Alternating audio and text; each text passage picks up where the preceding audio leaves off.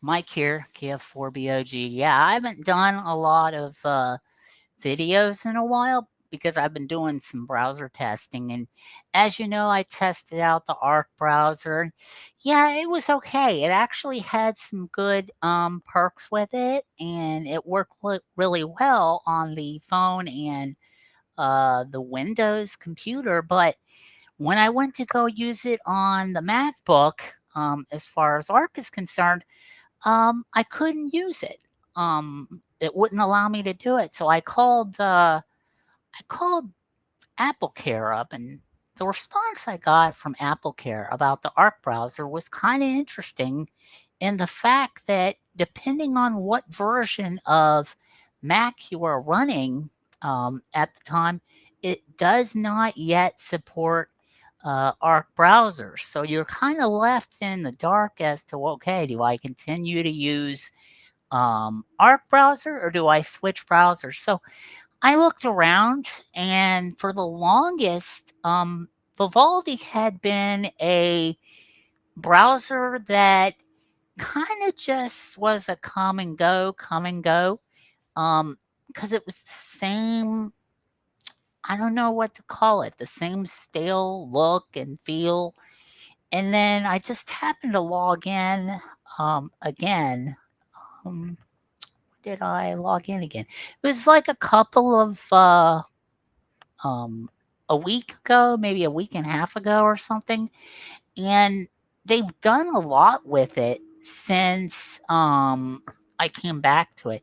One of the things that they did, they took a leap a little bit with Microsoft Edge, and I was using Edge because they had the workspaces and it saved your favorite stuff.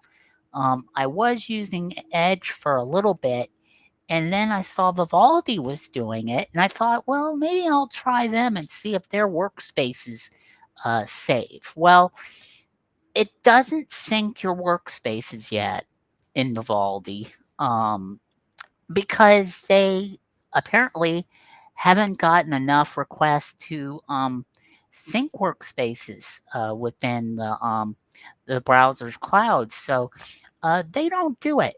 They don't do that. But I've actually found an alternative um, to that whole scenario using Vivaldi. And as you can see, I got my Vivaldi browser open, and I'll just show you a picture of what the Vivaldi system looks like. Um, I've got mine set up in such a way right now that, I don't need the tabs up here at the top like that. I don't need the workspaces or anything like that because I don't use. I've started to get to the point where I like the program or the website that I'm using to manage my browser tabs and everything. And the the website that I'm using is called start.me. Start.me is the name of the website. You create an account with start.me, and boy, does it make a difference. I mean, you can organize all the stuff that you would use on your um, bookmarks and things like that. You could make categories. To me, it's just like workspaces with start.me and everything. So I got everything managed in here, and it's free. Um, it is free to do like I did here with this thing, and it's very convenient too. So you need to check out start.me if you haven't already. But getting back to the Vivaldi browser, you can customize this thing with a lot of stuff in it. It has this little sidebar, which um, and it has its own email client. So if you're tired of the email client that you're using, it does have that. But I've encountered so many issues with the built-in email client that Vivaldi has. Um, I prefer not to use the built-in email client. The calendar on Vivaldi, yeah, it's kind of a hit and miss. I mean, you can link the Google Calendar to the Vivaldi system and have your Google Calendar linked up to this toolbar. But I've got it linked up as a separate link on the start.me page. So all I have to do is just click this and it brings up my whole calendar. I know this whole video was supposed to be about Vivaldi, but I can't stop bragging about start.me. Um, that's kind of my thing. You know, you get on one topic and you got to stick with the other topic. Um, the other thing that Vivaldi has is they're a community-based browser in most ways. They have a if you go over to let's see here, if you go over to help and you click on the little Vivaldi browser tour, it will give you a complete tour of it, video tour. Um, you could even you could donate to the Vivaldi project. A lot of I don't know how many people have donated to the Vivaldi project, but I imagine it's quite a few. Um, you go over to where it says community blogs, and this I haven't experimented with the community blog aspect of it, where you can make your own blog based on Vivaldi. They have a Mastodon help center, which is really nice.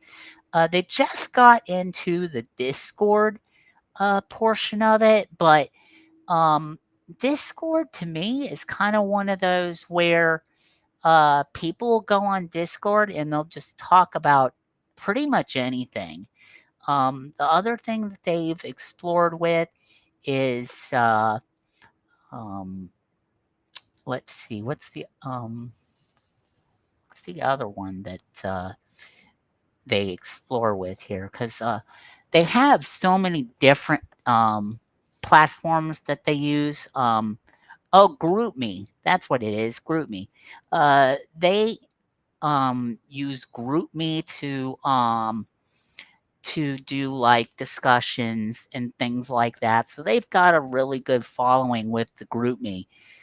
You can download your own browser themes, or you could even create your own and submit it to the community, and people can rate your creations on here. I actually saw one that was really cool um, in here. Just by doing a search for weather, it had a really good um, UI. And the UI here with this is really good. It loaded really quick. Um, Here's several of the themes. Like I like this one. Again, it will not save your theme selections. So if you have to install it on another browser or reinstall it on your desktop computer, it will not save those. So you'll have to reload them again. But that's a small price to pay. I mean, you're getting a browser for nothing and you're getting a whole lot of features for what a browser has. It even has its own built-in ad blocker, which I'll bring up the panel for you so you can see this. It's got its own browser sync feature, which I keep on all the time. You could see it has a real-time uh, updater for it, so it can tell you when you sync something, it will automatically update it and say, "Oh, here's the last time it was synced was at 4 o'clock." So it basically does the updates in real time. Here's the appearances tab. And one of the things that's really cool about this is you can select whether you want a light mode, a dark mode, or an auto. And I keep mine on auto, to be honest with you. I keep it on auto because it's very, very nice just to set it on auto. And here's all the other menus that you can play around with, um, and mainly just have some fun with it. Um, Here's your themes pusher again, where you could select all your different themes. Um, the beach one, I haven't looked at it. I haven't looked at the beach theme at all. That's another one I have not looked at. There's just so many themes to look at. Here's the configurations for that particular um, thing here. You have the start menu and everything, and it's kind of nice that you can hide the start menu navigation um, with it. And I tend to keep it hidden with Vivaldi. Um, it's not that I don't like it, but I just tend to keep it hidden because it's so much nicer and cleaner. Tabs, this is really cool. If you're a person like me, normally you would see your browser tabs up here at the top, and it has where you can rotate it like Arc, where Arc would have the tabs on the left side, and you would make individual tab spaces for each one. But me personally, I like it on the bottom. I like the tabs to be on the very bottom of the browser because it makes it not much nicer and much more efficient that way. And we were talking about Discord and everything. I actually have a Discord up and running because I run a volunteer or I operate from a free volunteer hosting system. So I have to have Mastodon or this Discord system up and running. And this is Vivaldi's Discord group. You can leave comments. You can you could share your thoughts. You can do all kinds of things with the Discord group. I hadn't gone in very much depth with it, but it's nice. It's really nice. It fits the build, um, and it does what you want it to do. The forums is where you're going to get the most action. Everybody comes to this when they need help, if they have suggestions. They have, um, when Vivaldi first started out, they were only for the for the Android phones at the time. And at the time, a iPhone deal was not thought of at the time. And then a bunch of users of this browser said, "Hey, we want it available the in Android and also in the iPhone marketplaces." So I think it took them, um, if I remember right, I think it was about a year that they really scratched their head about it and said, "Okay, we're going to put it on this and on this particular device, test it, and see what our users think." So they did a beta program for the iPhone users to try their iPhone product. And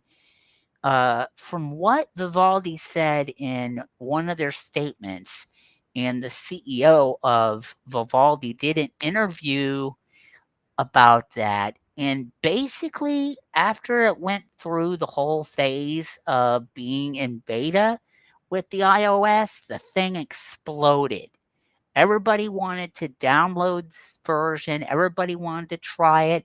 So it just went completely nuts. And I was really excited to hear that it came on the iOS system and that it just wasn't on Android and all that. They have it available for the Mac, and I actually downloaded it for the Mac.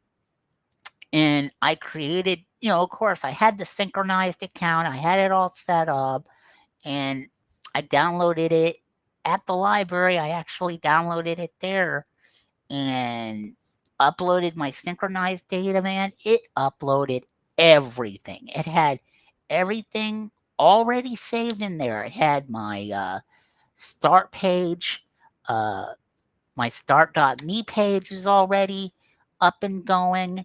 My password managers were already up and going. I was just, I was thrilled. Um, put it bluntly, I was really thrilled that they had done this. It was well worth the the try. These are all the different topics that you can talk about, and there's a ton of topics to choose from on here. Um, if you have a specific category you want to talk about, you could just click on that category and write a message in that category about something that you've got a question about or not working right, any of that. You can go in there and write about that. Same thing with the mobile phone versions. If you have any of those, you can go in here. Even for the iOS, they have a category for that where you can talk about problems with the iOS version. Here's the community and service area where you can do forums, community blogs, themes, all these different choices. Um, Getting back to the settings of Vivaldi, it has an area that's called panels. I have not really fooled around with the panel section, but here's all the options that you can use with the panel section. Your address bar. Now, I have the address bar in the beginning. I didn't have it turned on. I didn't have the address bar turned on in the beginning, and you can turn it off. It's whatever suits your preference. Whatever your preference is, you can turn it off and make it look really, really clean. And I've tried both. Um, if you're going to use the mobile app, I recommend that you put all of your bookmarks in the main browser. And then if you're going to use start.me, use your most used websites on start.me. And then with the mobile browser, put all your bookmarks in the mobile browser version of or take all your bookmarks, put them on the desktop, and then I tell it never show my bookmarks on the desktop version, but when I go to my mobile version, it shows all of the bookmarks in the mobile version. So I don't have to physically go into the bookmark section, access the bookmarks, all of that, because I've got them all on the start.me page and everything. And it makes a whole lot of sense to do something like this. You can have a customized search engine, which is really cool. I've got mine customized for Google, but I actually turn the search engine off. You could actually turn it on or off, or you can go into the configuration for the address bar and remove separate tabs. And let me show you how to do that. You just go to a blank area of the page here. Oh yeah, you have to click on an actual icon to open the customized toolbar section. And here's where all your customized toolbars are, and you can drag and drop anything over to the address bar, and it basically stays there. Like, I took the workspaces off because workspaces are not saved in Vivaldi. They don't synchronize to Vivaldi, so I took that off. Same thing with the home button. I took the home button off because I have the start.me application on there, and I got it set to load start.me each time I load up Vivaldi. So it um, I kind of customized it to my liking. And, when you listen to this video, you'll probably say, well, I have my own taste too. And yeah, I love to know what your tastes are, as far as how would you customize the browser? How would you make it your own? Would you do the tab thing? It's got tab tiling as well, which I've not tried tab tiling. There's just so many things, and this is a big. They tout this as the Chrome alternative, and I actually did get rid of Chrome um, as the browser. I still have the accounts, but I got rid of them altogether as the browser. And what Chrome was trying to do with their ad structure, and that's another reason why I ditched Chrome, was because they were trying to force the users to listen to their ads and everything. And if you didn't listen to the ads and you were using a pop up blocker, they would force you to remove the pop up blocker. The good news with that is Vivaldi has its own pop up blocker. So there's no worries about that. You may have to adjust the settings a little bit on the pop up blocker, but it does so much better than that. And here's the keyboard and mouse gestures that you can do. That I've not tried, but I hear it's pretty good.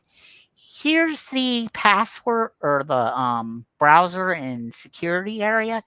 The page that I had difficulty with was Discord. It would not load Discord for some reason at all. And I reached out to Vivaldi on their message board, and within a couple of minutes, um, that post lit up. I was really surprised, and we were going back and forth, chatting about it, things I have tried, and everything to get Discord's web application working again. And once they showed me how to do it, it was golden. The whole thing was working again. And it will synchronize those settings for you so that you don't have to enter them again. And that's one of the big pluses with that.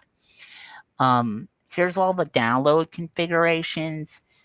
Everything else is pretty self-explanatory. You have web pages here, um, your network, something I don't fool around with. Mail and calendar. Like I said, I tried Vivaldi Mail, and for some reason in Gmail, it doesn't work. The um, the calendar feature, however, it does work. So if you want to use your Google Calendar with Vivaldi, you can. You can use your Google Calendar with Vivaldi because it will link it to Vivaldi, and you could type in all the stuff that you want to do. The only thing that I noticed with the Vivaldi calendar is when you go to add an appointment and you type in the location, it does not show like an address or anything like that. That was the only downside of the calendar, and that's why I use the Google Calendar that's linked to my YouTube. Um, what do I call it? My YouTube streaming pages where I have all my different YouTube channels, including this one for testing. So it's kind of nice to have that at your disposal. And feeds, this is another thing. If you go on a website and it has the little feed icon, you can create an RSS feed list. And anytime that RSS feed updates, you can be notified as to when your feed is updated. I don't use that. I did in the beginning, but I don't. And that's kind of just, it's preference, really. It's all preference. You basically can use it if you want to, but again, it is strongly encouraged that you try things out and stuff before you take that plunge and everything. But again, this is Vivaldi's Discord server. I'm not sure what really goes on in here. I've been trying to figure out what the gist of the server is and stuff like that, but I can't quite wrap my head around um, what actually goes on with the whole thing. So I've been really trying to wrap my head around it. But again, here's the Vivaldi browser, and they've made a lot of upgrades since then. It's not the same old dull, boring page or browser as it used to be. I mean, they took something and made it new, which is one of the reasons that it made me come over here and investigate it again. I actually had a Vivaldi account, and I was glad I still had it because I would come back to Vivaldi several times to see what they've been up to. And it was like some time ago that I read a post that said Vivaldi had made some changes. And when I saw that they had done this, I was just mind blown and said, hey, let's make the switch back over to Vivaldi and see what all the hype is about and everything. But again, if you have any questions or comments or anything like that, feel free to reach out to me. I don't normally check my comments on YouTube all that much. The best way to reach out to me is to either um, contact me via the information that's in the description above, or you can also um, send me an email and everything. If you're a ham operator, I'm good on QRZ, so you can send me your questions or comments or anything like that. In the subject line, please put what the title of the YouTube video was about so that I could better understand what you're going to ask and what you have thoughts about so that I can better associate it. And that way it doesn't go into the spam folder either, because the spam folder that I have, it does a great job of filtering. So if you do that, please feel free to do so. And you can see it's wicked fast, especially if you have a high-speed connection. And here's the privacy thing that I was telling you about, a sample of that. But I'm going to go ahead and show you that here in the settings. Right now I've got it set to block ads and trackers for YouTube, so I kind of just keep it like that. Sometimes it will work, sometimes it needs a little help because of YouTube's algorithms and them not wanting you blocking the ads and stuff like that. So it kind of makes sense that they would try to do that. If you click on privacy, you'll see my trackers. Wow, it's blocked a lot of trackers there. That's crazy. Ads blocked. Wow, that's really good, and that's as of September 2nd. Yeah, that's since September 2nd and everything. So that's actually pretty good. Pretty good. That's how many websites it's blocked ads from. And if we look at the tractors, tracker rather, you can see how many trackers this thing is blocked. That is incredible. I mean, Brave has the same feature too, but it is not as uh, com- it's not as feature rich as Vivaldi is right now, and that is just one of the pluses with um, Vivaldi and everything. Of course, you can download it here, and you can download it here. Um, and I would really suggest that you go online and, after listening to my video or even before listening to my video, go online and just look up Vivaldi reviews. And you'll see a ton of videos about Vivaldi reviews and things like that that kind of give different perspectives of Vivaldi. And I would definitely recommend it. I would give a high recommendation for Vivaldi. I think they have um, a good thing going. And yes, it's time for us to ditch Chrome.